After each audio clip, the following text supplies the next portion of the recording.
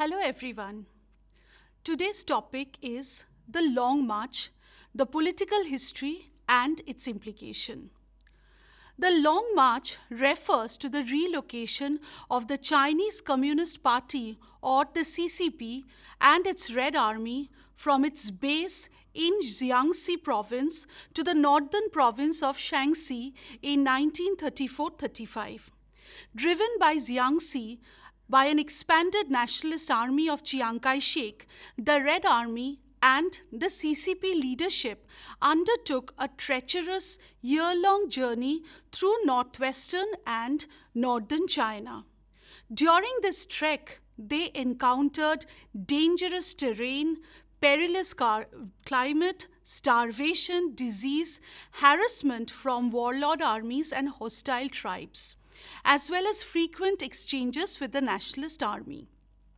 The Long March was not a single march, but a series of marches undertaken by several branches of the Red Army. It was completed almost entirely on foot and took a year to complete. The Long March galvanized the communist cause and thus was the precursor to their initial victory in the Red Revolution of 1949. This lecture has been divided into three parts.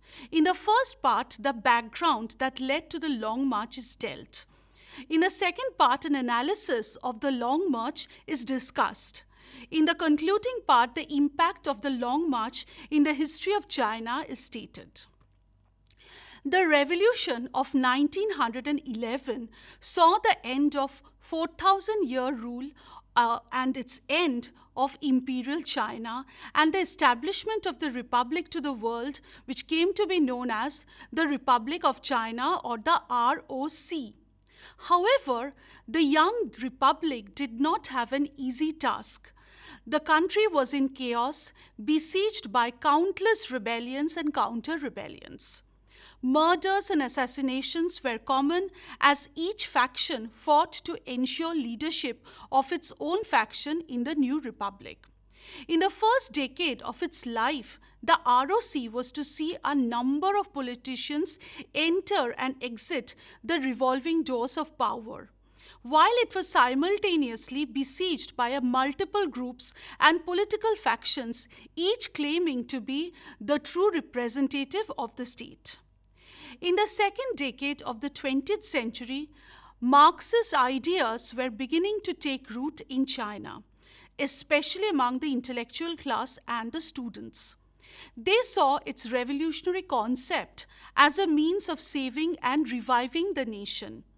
One such group of men was led by D. Dazhao, the chief librarian at Peking University, and Chen Duoxu, who decided to create a new political party, which came to be known as the CCP or the Chinese Communist Party in 1921, after receiving assistance and encouragement from the Communist International or the Comintern agent Grigory Voitinsky. A mere 12 men took part in its historic first meeting of the CCP, which included Mao Zedong, an assistant of Li at the university, and a radical Peking University student called Zhang Guotou. By the early 1920s, China was in political turmoil. There were two governments, one in Beijing, which came to be known as the Beiyang government, and an alternative provisional government at Guangzhou in the south. The control exerted by both of these were tenuous at best, and regional strongmen and heavily armed forces regularly rebelled against any authority which tried to control them. Dr. Sun Yat-sen, the first provisional president of the Republic and later the Grand Marshal of the Republic, sought the help from the West to establish his control over this republic, but he was largely ignored. The only help that came was from the newly established Soviet Union. The Soviet representative Mikhail Borodin decided to support Sun's KMT on the condition that Sun form an alliance with the CCP. With promises of financial and military aid, Sun Yat-sen had little choice but to welcome CCP into an alliance with the KMT, creating what is known as the First United Front in 1923, in an effort to end warlordism in China. Together, the KMT and the CCP would form the National Revolutionary Army, or the NRA. However, this alliance was short-lived. In 1925, Sun Yat-sen died and his military protege, Chiang Kai Shek, took over the leadership of the KMT. Chiang quickly launched the Northern Expedition between July 1926 and December 1928 to suppress the regional warlords and to unite the nation. Trained by Soviet military advisors, his new model army was immensely successful, and within 9 months he was almost able to conquer more than half of China. But despite the early success, and partly because the KMT itself was equally divided between the left and the right-wing factions, there were now 3 centers of power, each proclaiming their city as the nation's capital. The internationally recognized capital at Beijing of the ROC, while the CCP and the left leadership of the KMT chose the city of Wuhan, which was located in central China and the Han River's confluence with the Jiangxi, as their capital. The right-wing elements in the KMT had their stronghold at Nanking, and due to Chiang's early success in managing the intra-party struggle, this city would eventually become the nation's capital for the following 2 decades. The gap between the left and the right-wing members within the KMT was also widening. Chiang decided to solidify his power by purging the left-wing members from the KMT, as well as banishing all Soviet military advisors from China.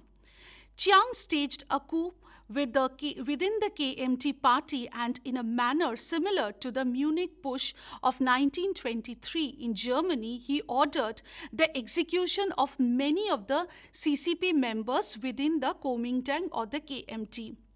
Mao at this point decided that armed revolution was the only way forward. For many of the CCP members, their initial thinking was to copy the Soviet model for fomenting armed insurrection in urban centers.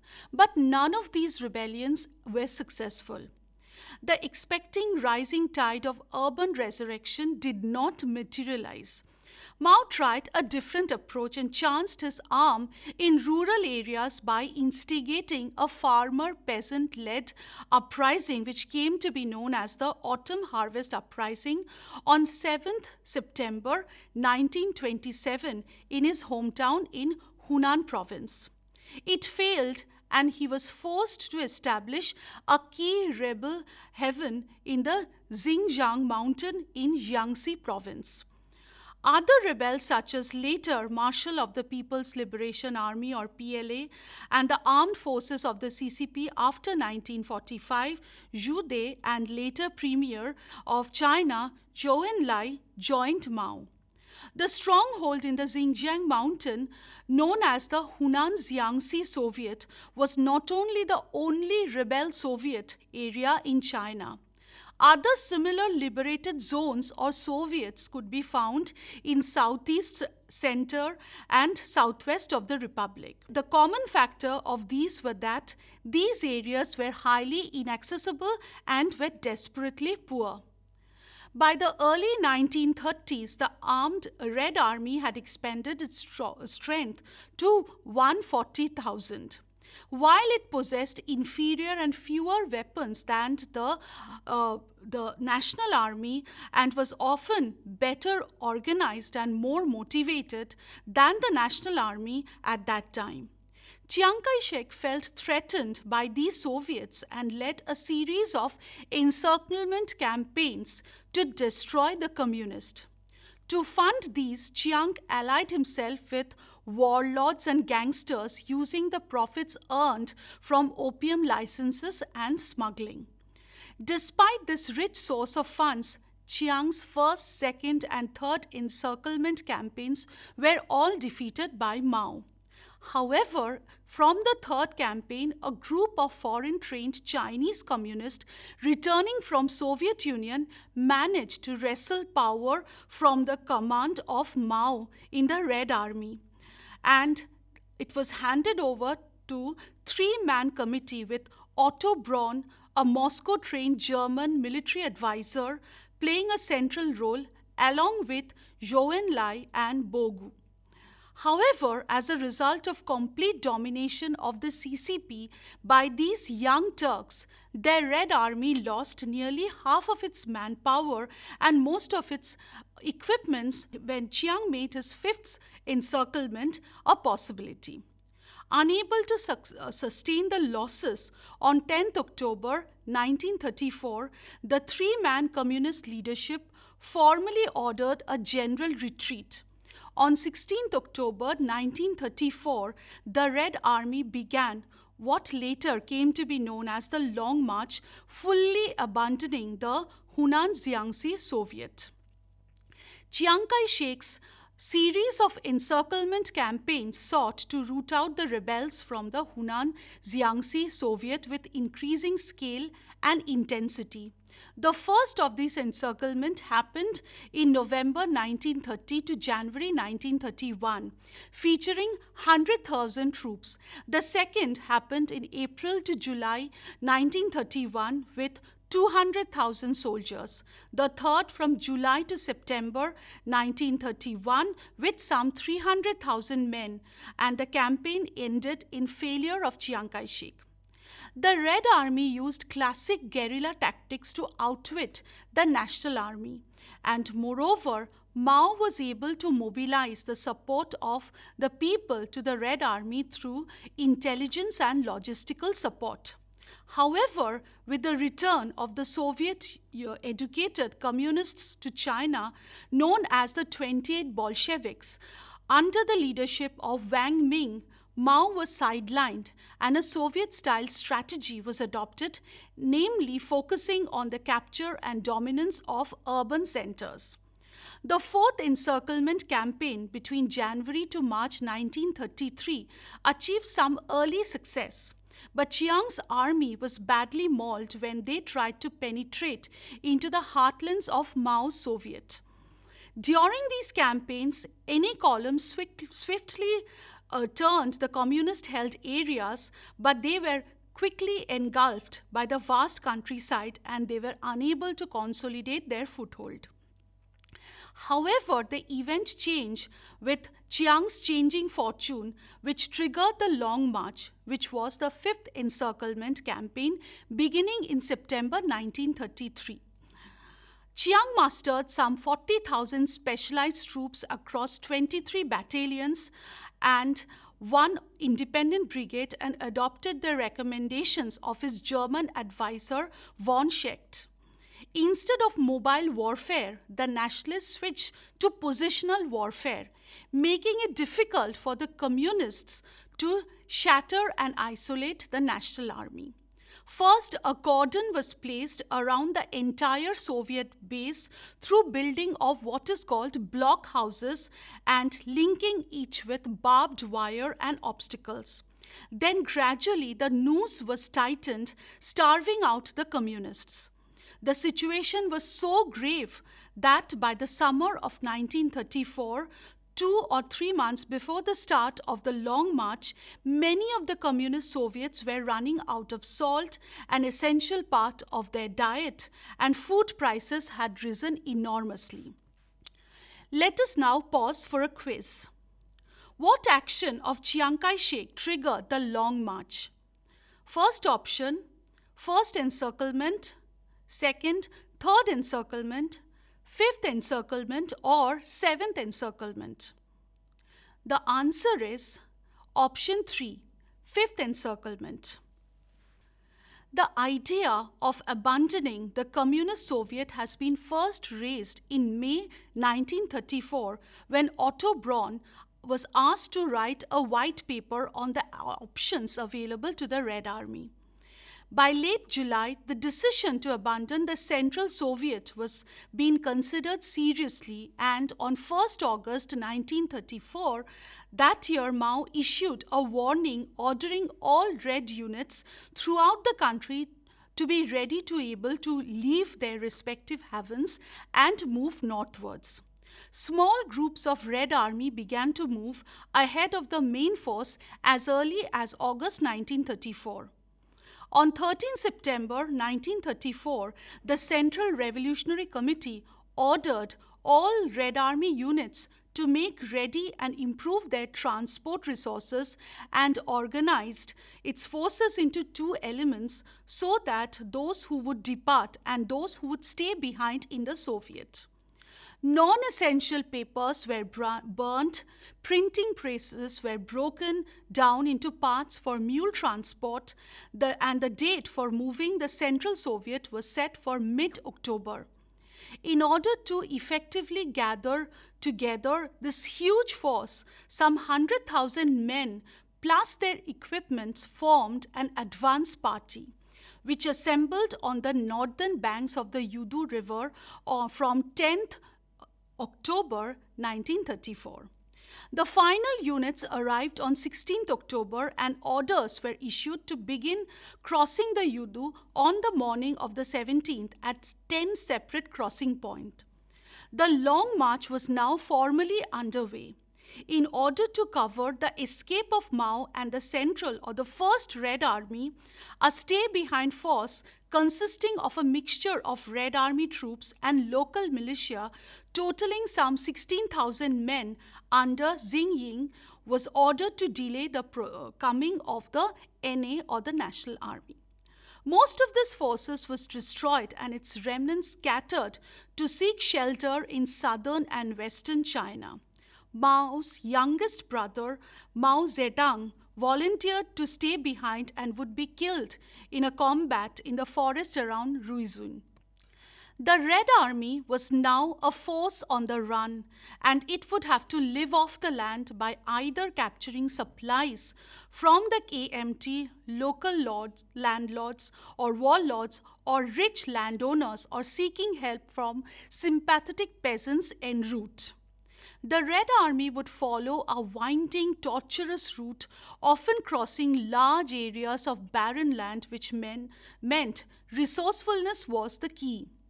With its military superiority, the Kuomintang had the communists on the run. Along the way, the communists redistributed land from the rich landowners to the peasants, many of whom joined them in their fight in the long run.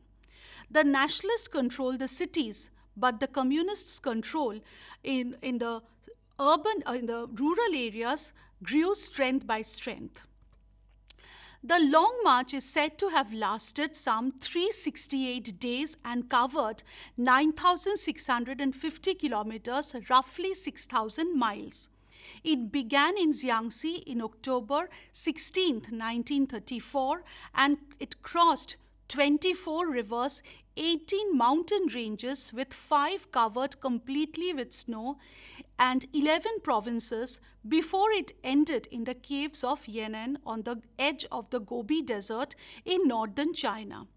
During the march, 235 days were occupied by day marches and 18 by night marches.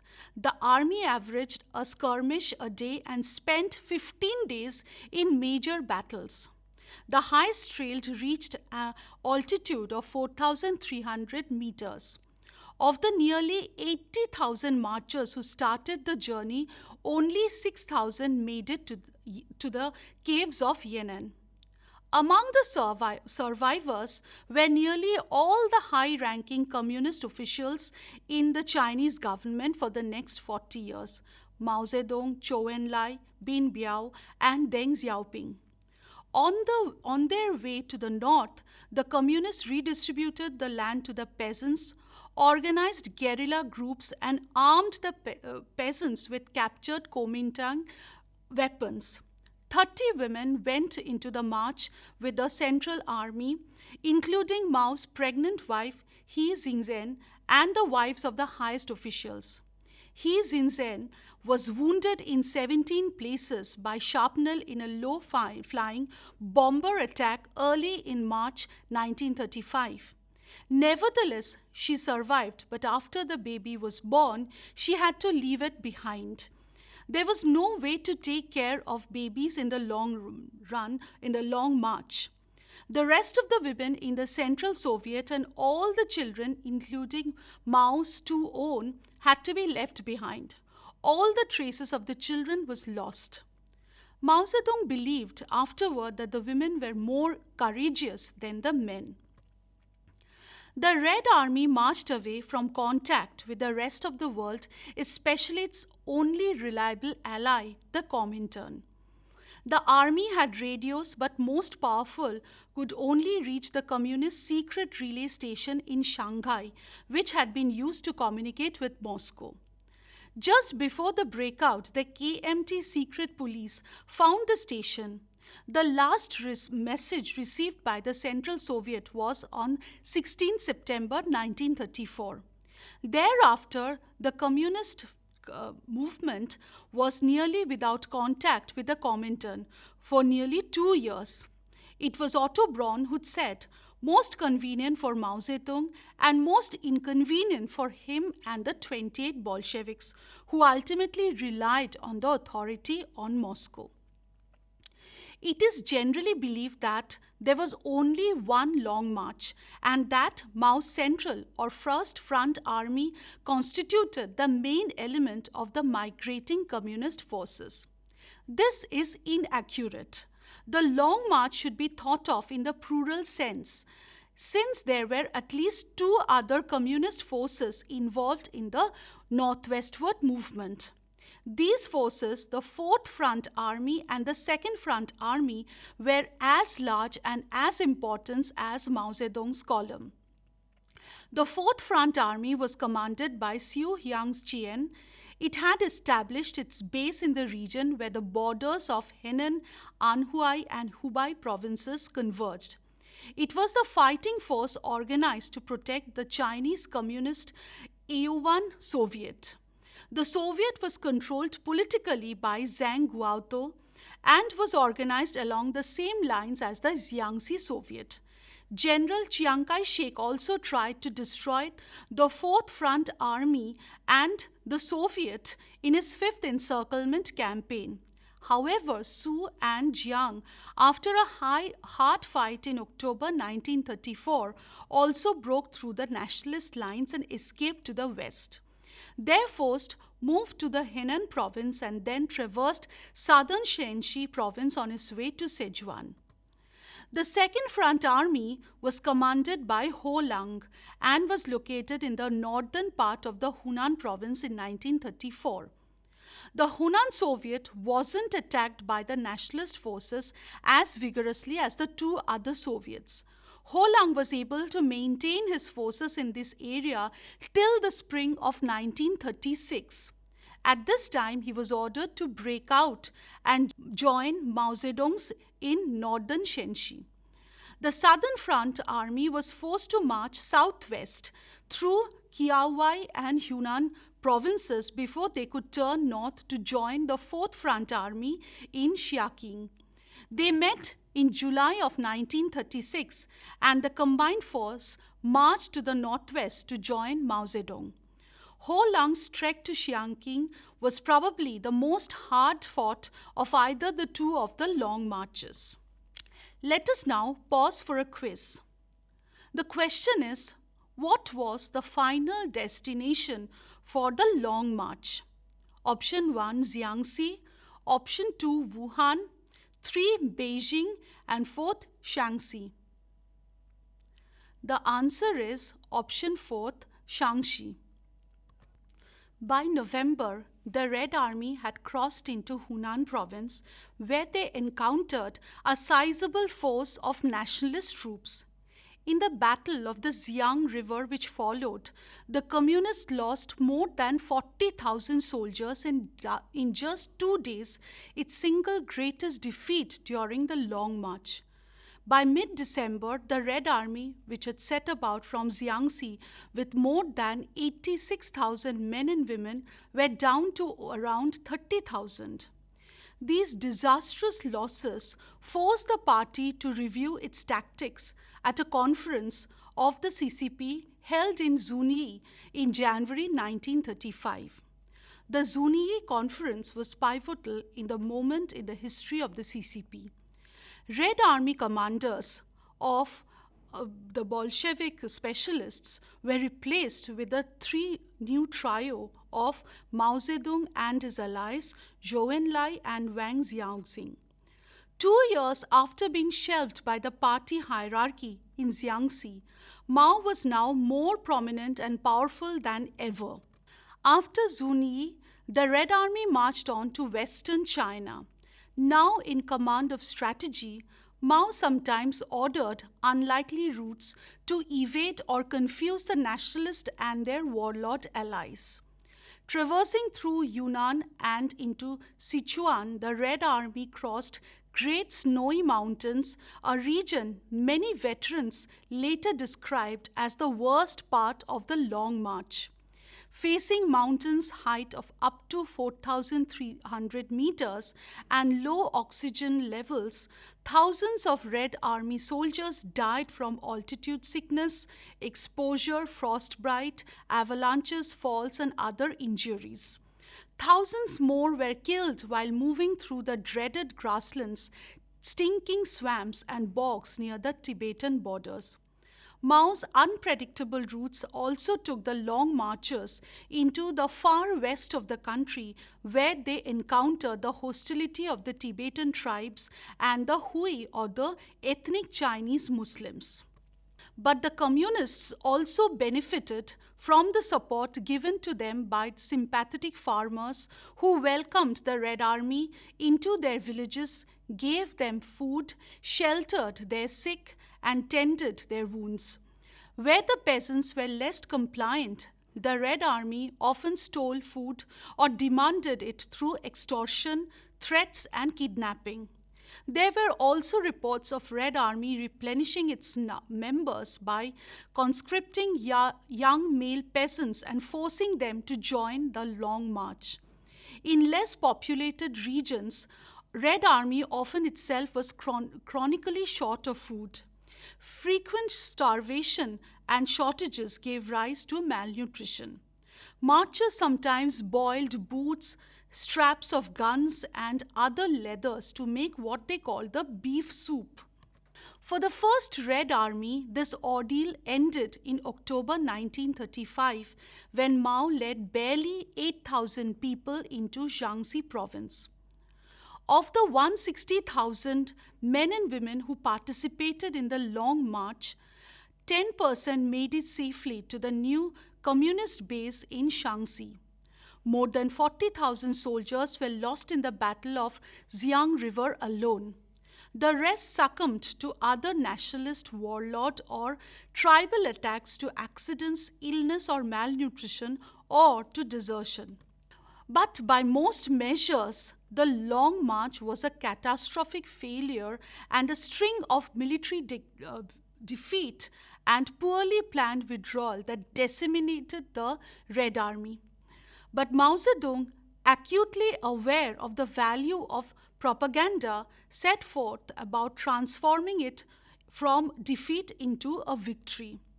Under Mao's leadership, the story of the Long March was told in the party's own terms and incorporated into its political and cultural history in textbooks, and it rose to mythical proportion. According to this history, the events of 1934-35 marked the CCP's lowest period, but it also is a period of rebirth and rejuvenation. The leadership of Mao and the courage of the Red Army soldiers, who were hailed as heroes and martyrs, were pivotal to its rebirth. These perspectives were later echoed by Western writers like Agnes Mendley in China's Red Army Marches of 1934 and Edgar Snow's Red Star over China of 1937. The great rendezvous of forces at the end of the Long March, the 2nd, 4th, and 5th Armies fought Chiang Kai Shek's NA in the Battle of Mountain Fort between 20th and 22nd November 1936. The Red Fort forces destroyed most of the 232nd Brigade, thus ensuring that the new Soviet in northern Jiangxi was secure. In 1935 and 36, while the CCP was busy defending its Soviet from Chiang Kai Shek's attack, the propaganda department of the CCP focused on a new message, calling for a ceasefire and labeling Japanese as the real threat to China.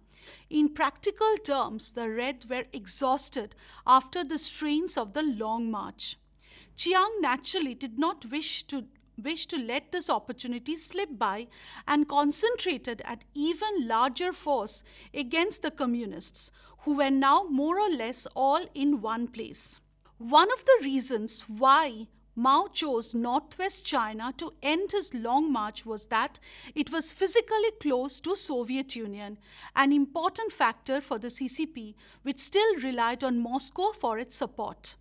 To maintain this lifeline, Zhang Guoto's 4th Red Army took lead in securing the northwest corridor for the CCP. However, poor decision-making during the crossing of the Yellow River saw many of Xiang's 21,800 remaining troops wiped out by more than 100,000 combined Muslim warlord troops. After the Marco Polo Bridge incident in July 1937, where the Chinese and the Japanese troops clashed outside Beijing, the ceasefire between the CCP and the KMT was formalized, and a new national alliance called the Second United Front was formed between the two adversaries to fight the Japanese.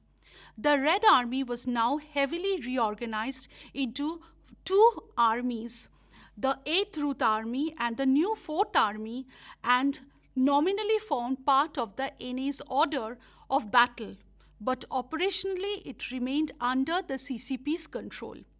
From 1937 to 1945, the two communist-led armies fought a disciplined and well-organized guerrilla campaign against the Japanese. At the same time, they grew in size and matured into a potent fighting force. By the time the Japanese surrendered, the communists in 1945 were by no longer the Red Bandits, as they were called, but instead the newly renamed PLA, or the People's Liberation Army, and it fought like a regular field army. In 1949, the PLA succeeded in driving Chiang Kai Shek and the KMT out of mainland China to the island of Taiwan and formed the People's Republic of China. The military aspect of the Long March provided a test of endurance for the Chinese Communist Army and Party. However, the implications of the political struggle are even more important and far-reaching. The outcome of this struggle decided once and for all who would constitute the leadership of the CCP, and from that time forward. Mao Zedong climbed on the pinnacle of power early in the march and survived several attempts by rival factions to dislodge his tight grip over the party. When the Long March ended, he was still in command. Furthermore, he had the mandate to determine and control the party policy as he desired. The Long March then, in a political sense, was as important as pivotal in Chinese communist history. There are two interesting political aspects of the Long March. The first concerns the influence of Stalin through the Comintern had to conduct for the march. And the second point involves the split in the Communist Party that seems to have occurred during the march. It has been argued that Stalin failed to maintain his control over the Chinese Communist Party after 1924 to 1927 period. As far as the second question is concerned, the Long March solidified Mao's status as the undisputed leader of the CCP. Other participants in the march also went on to become prominent leaders, including Zhu De, Deng Xiaoping, and Dong Buwei. Zhang Xiaotu had eventually a fallout with Mao, which led to his end of career in the CCP and later exile from China. The Long March was one of the most arduous and toughest odysseys in Chinese military history, and one of the longest retreat in the history of warfare. Of over the 86,000 troops of the Central or the First Red Army that embarked on the long journey, around 33,000 finally survived. But from near destruction, it rose like a phoenix from the ashes, and it was due to the transformation in the hands of Mao.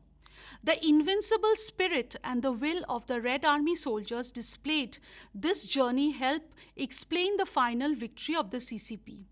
The Long March may be viewed as the pivotal point in the 20th century history. Had the Red Army been crushed, the Chinese communist movement would have disappeared as a significant political force. The party survived due to the sagacity of this military policy. Thus, the Long March proved to be a military and social laboratory. As a result of this experience, Mao's talent as a military thinker developed, and he developed the strategy of guerrilla warfare and the psychological war. This strategy, adopted by his activist disciples, has often inspired the world today. Now, the final quiz. Shaanxi was chosen as the final destination of the Long March because, number 1, it was closer to Soviet Union. Number 2, it was strategically located. Number 3, it was difficult for KMT to reach there. And number 4, all of the above. The answer is option 1. It was closer to Soviet Union. Now the final recap. The Long March was one of the best known events of the Chinese Revolution and is described as the forced retraction of the Red Army from the Jiangxi province in southern China to Shaanxi province in northwest. This march began with Chiang Kai Shek's fifth and most successful encirclement campaign, which was launched against the Jiangxi Soviet in the autumn of 1933. The Red Army and the CCP began breaking out of their southern base in late 1934, then spent a year in marching through western and northern China. Mao Zedong, who had been sidelined from the party hierarchy in Jiangxi, however, after the early disasters of the Long March, led the Zunyi Conference, which allowed Mao and his supporters to gain control of the expedition. The Red Army lost more than 90% of its personnel during the Long March, yet it was hailed as a victory in the CCP propaganda, a testament to the courage of the Red Army and the leadership of Mao Zedong. More recent scholarship has exposed some of this Long March mythology to be exaggerated and a party propaganda to boost the image of Mao and eventually of the Red Army. That's it. Thank you.